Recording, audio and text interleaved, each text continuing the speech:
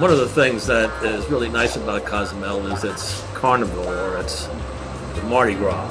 You know, the high point starts on Saturday and Sunday, and then on Tuesday, which is what I'm videotaping today, is the final parade that goes down the waterfront, and the whole town turns out. There were some other parades on Saturday and Sunday, kind of your warm-up, so to speak, but the real Megillah happens about now. And I got a seat at the Del Museo restaurant, which is one of my favorite places because you can see it overlooks the bay, and the waiters are extremely friendly. It's one of the places you should really get to know. It has a nice breakfast, a nice lunch, and a nice dinner. But what makes it very special is the ambience there. The waiters are very generous, and you can sit around and you can nurse a Coke like I do as a writer and as a poet, and there's nobody hassles you, you know, and they're always ready to make any accommodation they can. So when I found out about that they had seats here, I booked one for Tuesday. And I got a nice seat right at the edge where I could film this because I wanted to make a record of it. And what we're looking at now basically is before the parade starts. You know, this is the final parade, and it has all of the big floats that are in the preliminary parades, but plus a lot of local floats that people put together just for this night. And of course you can see the vendors are as colorful as the parade, as one of the big ships that will take off soon in the middle of the parade, and of course the vendors carry huge amounts. If you wonder how they built the Mayan pyramids, these guys are used to carrying big loads, although they're rather light compared to stones, but you know, you get the idea. The bigness doesn't bother them. Look at the balloon man, he just is surrounded by them, and it's a nice thing to watch with all the vendors going up and down, and the kids are excited. And I happened to be seated next to a woman who had come with her grandkids, her husband and her daughter and his husband. There she is right there, Lynn. And she had all of the beads and the candies to throw to the kids. That's what's happening here now. The kids are jumping up and down for the beads and the candy. And so it was my first experience of throwing things down at people. And that's what you're looking at there. And now here you have the parade. I've taken out the original music of the parade. You can hear that if you'd like in an earlier version, which is also on there. It's called the same thing, you know, the Mardi Gras Parade Tuesday. But it has the original track. But because it's so noisy there that and there's so many different soundtracks play. This band after band chooses its own music, and they're jammed on top of each other. That you really that the sound gets a little tinny. So I put in some of my own music I composed with GarageBand, and I hope you like it as we take a look at some of the floats. This is the king of the parade. I presume it's him. He was a real stepper and a crowd pleaser, and he eventually got off his high horse and started to walk right down with the common folks, as all good kings should. So the crowds were enormous. I filmed this two ways, you know. I haven't kept it in sequence, but what the parade does is it goes north and then it turns around the road to the airport just south of Love Cafe, and it starts to come the other way on the other road. So you'll see eventually, there as you can see the two sides of the road, but one hasn't really filled in yet because the parade hasn't got that far. But you'll see them going both ways, and it gives you some idea of the excitement of the event. You know, the people are big fans here. The entire plaza is filled with vendors whose food is very good. You know, I didn't make it to the plaza. I had enough problems just getting to the Del Museo. But there's a seat for everybody here. You know, that for people who want to watch free, you can watch from the middle island, or you can watch from either the bayfront side or the museum side, so to speak. And there's always plenty of room. You can buy a seat, I guess, or seats are for rent sometimes, you know, whatever. But I had attended one in in Merida, and the seats were very expensive and crowded, and they were 3 or 4 deep, and it was not pleasant. This is a very pleasant way. Cozumel and San Miguel aren't huge. It's not a huge city. And there's a big, long parade way here for the parade to go, so that it's the people aren't on top of one another. They kind of run out to the parade and shake hands with some of the stars, and get their pictures taken with them. And it's a real town affair, and it's one that in fact I particularly like to film, because you got to see that kind of interaction, which is one of the very nice things about Cozumel. It's big enough not to be boring, and it's small enough that you can go to a parade like this and you can run out. As you see, some of the people are now running out in the middle of things to shake hands with whoever it is that excites them. They don't do a lot of it. They're polite, but they like to, when they get excited, they like to show it. So what we see here now is just float after float after float. And the thing that I liked about it here is these floats weren't commercial. I don't think maybe I saw a Coca-Cola float. But in the other towns have been like Merida, it's a big city. Everybody who has a corporation has a float. There's nothing bad about the corporations. They are people, as they say, ha ha. But it's not the same as having your local groups set up their float and their costumes. It's just personal pride, and it also shows some of the character of the people who live in Cozumel. It's a very exuberant time, and one that was entirely enjoyable, that the little kids who were sitting next to me up in the Del Museo restaurant were just enthralled by the whole thing. Here's one of the ladies who was a friend of Lynn's. She did a little hoochie coochie for me here. It was nice.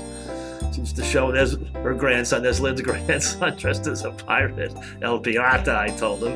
And he was excited by it, as was her granddaughter. You'll see her in a second, a little blonde girl. She was so cute. And she thought she was looking at heaven, basically, There's one of the elaborate costumes you see that people do. These are people who just want to, who have an artistic taste, and who just set out to. There's a little blonde girl right there. she's in heaven, basically, right? That's all you can say. And this is a float full of lights. I don't know the names of any of the floats, and I can't tell you much about them. All I can say is some of them were pretty elaborate. Here's an Egyptian. I happen to know a lot about Egypt. There's Lynn herself without her mask on, and she really was excited by the parade as well. She's a real party girl, and she's not letting go.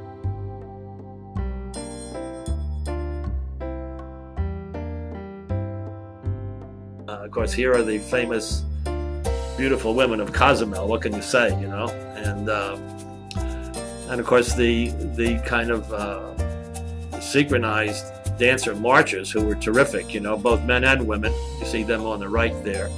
And then, of course, the girls with the mostest on the platform to the left, Yeah, you have to love the chicas, they're right in there. But these were women of, that in this group here, of various ages, but they knew how to dance, and they were out there, strutting their stuff. I'd give them an A+, for both costuming and for keeping in sync. And this is a long road, they start all the way down. I would presume, I haven't seen this start, but it has to be down around what I call a Barracuda Hotel, Barracuda, somewhere down there. And then it just starts to come up. So it's a long walk. I've walked that walk myself.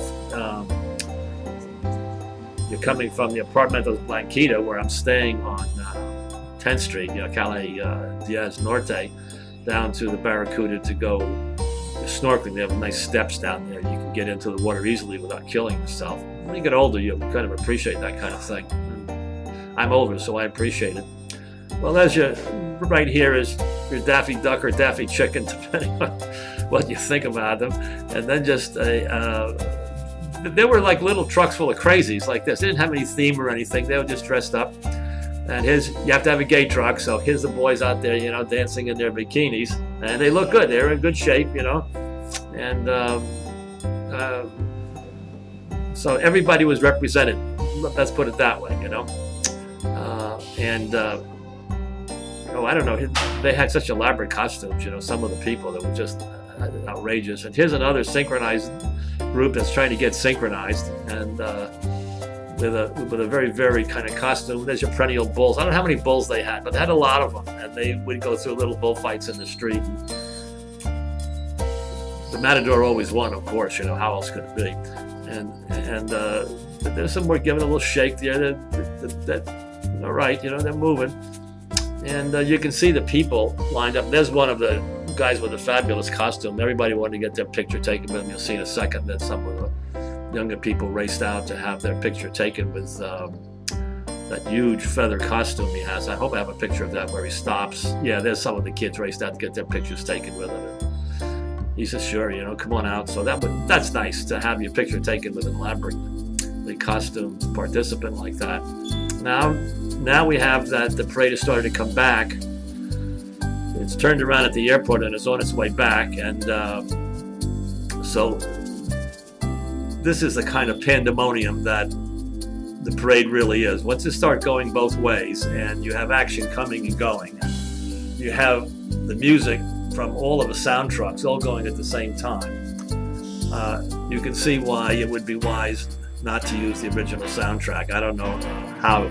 It's just impossible to use. It just it's like the Tower of Babel of music, you know. It just doesn't make any sense at all. So my music is a little bit slower than the music that was played, because that's played to a faster Latin beat, so the girls can really strut it.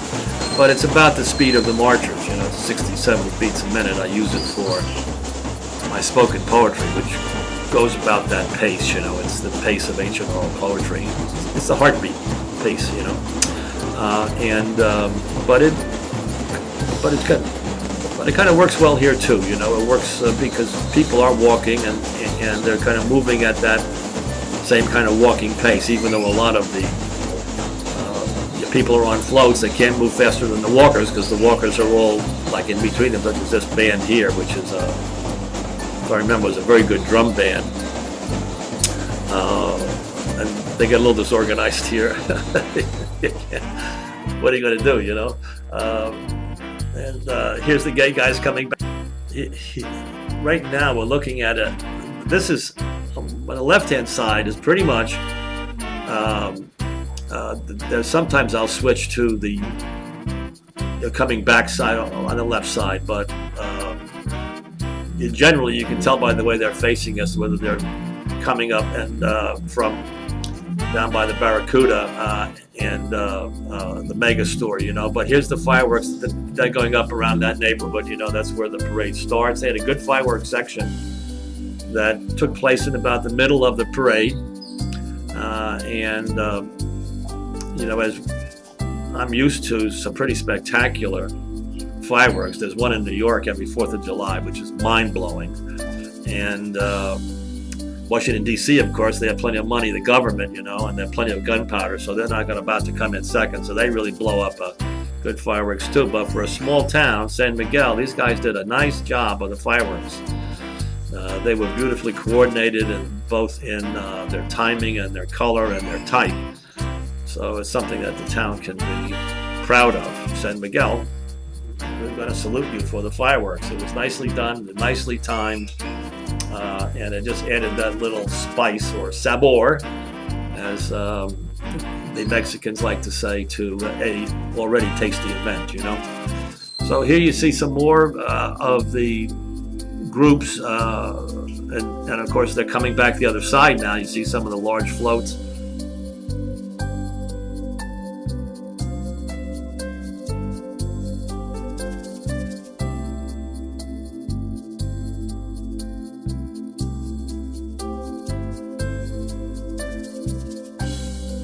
Here's the waiters. That's Eduardo there in the middle. He's like the maitre d' there. He's a great guy. And he got me a good seat. And he takes care of everybody as customers. A lot of the people there who came were regular customers. They've come to recognize that the restaurant is a really nice one to go up. There's always a breeze there. There's Lynn. She's a regular customer with her husband there, and that's her little granddaughter there. And they've been coming there for years, and I know Eduardo too, and I also know Miguel, who is, you'll see him in a second, who kind of brought me some extra hors d'oeuvres. They had some very good food here, When I say that the food at the WZO isn't great, it's not a great cuisine, but it's good restaurant cuisine. They have the usual kind of American dishes, the kind of American Mexican dishes, that fajitas and all that stuff too. But they have a nice breakfast of eggs, which is very nice. And then at dinner they have a little bit more, so that if you want a place where primarily you want to go up and have a drink and get the view and get the breezes, since I review restaurants and I'm scrupulously honest about it, the food here is good. It's not bad food, it's good food, but it's not at the highest level you can get at some of the other restaurants that I recommend. But it's made up for by the view and by the waiters, by the whole ambience of the place is great. And it's a good place to know, because if you're here for the parade, you want to get a good seat in that place. Then it pays to be able to speak to Eduardo, and he'll tell you that he can get you a good seat, or you should come on this night, maybe one of the earlier parades. But I would say it's good to book about 3 weeks ahead of time, and that way you can get in on the Tuesday, which is the real Mardi Gras Carnival Lenten celebration that you want to get in on. So here's some more marching bands. Here are some real cuties here. There's nothing like the young girls to make you feel as though life is going to go on despite all the problems that we have. They're just too enticing to stay away from, So we can be sure there'll be more young'uns coming up and being happily raised by their mamas as a result of that little enticement that we just saw there at the float. The boys will keep coming and the girls will keep enticing them, as only the Mexican girls do. They're very, very sexy in a nice way, They have a nice way about them. It's very sweet and friendly. And I don't know, these guys may be cross-dressers. I don't know what these guys were. So they're the hairiest girls I ever saw, though. But there's a lot of them out there. And they had another bull thing there. There's the bull again. The bull is misses. He just can't make the grade when it comes to sticking somebody. Let's see. There's another great drum band. Look at the boys. They're little. Some of them look like 7 or 8 years old. Some of the kids are bigger. The ones with the big bass drums at the back. It's just nice to see kids out doing this, And there's that kind of thing that gives them a lot of pride in the city. And they took place in it. They looking back at it with their kids. When they're older. I did that. I did this. And so, hope you liked it. I loved being at this parade.